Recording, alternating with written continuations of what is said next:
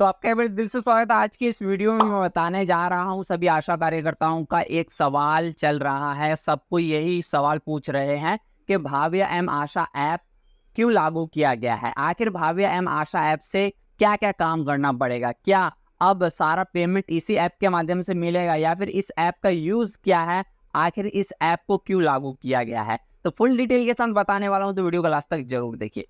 तो भाव्य एम आशा ऐप को लेकर के ये भी अफवाह उड़ रही थी कि अब अश्विन ऐप बंद हो जाएगा और जो भी पेमेंट मिलेगा, जितना भी ऑनलाइन करने का काम होगा, जितना भी रिपोर्ट भेजने का काम होगा, वो भाव्य एम आशा ऐप से ही भेजा जाएगा। लेकिन ऐसा कुछ भी नहीं है, क्योंकि अश्विन ऐप फिर से चालू हो चुका है। जैसा कि आप लोगों को पता है, बीच में अश्विन ऐप 3 महीने के लिए बैंड हो गया था। मतलब कुछ काम हो रहा था और नई सरकार बन रही थी, जिसकी वजह से अश्विन ऐप को रोक दिया गया था। कोई भी अपडेट नहीं आ रहा था, 3 महीने तक कोई भी रिपोर्ट भेजने के लिए पा भी नहीं रहा था।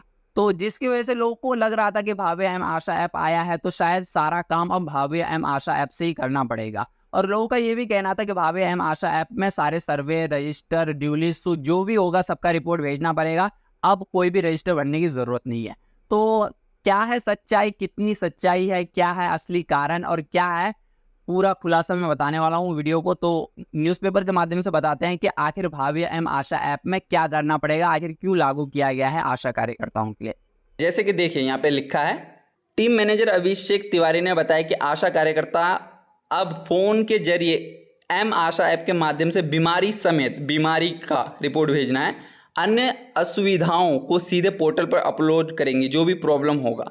एम आशा ऐप से आशा गांव में होने वाली जन्म, मृत्यु, प्रसव, फाइलेरिया मतलब जन्म वाला जो रिपोर्ट आप रजिस्टर में भरते हैं, मृत्यु वाला अपडेट करते हैं, प्रसव होता है उसको लिखते हैं, फाइलेरिया की बीमारी, उसके बाद आगे लिखा है मलेरिया, AES या फिर बुखार, डायरिया समेत सभी प्रकार की बीमारी समेत मतलब जितने भी इन बीमारियों का नाम लिया उन सभी का रिपोर्ट उसमें होगा।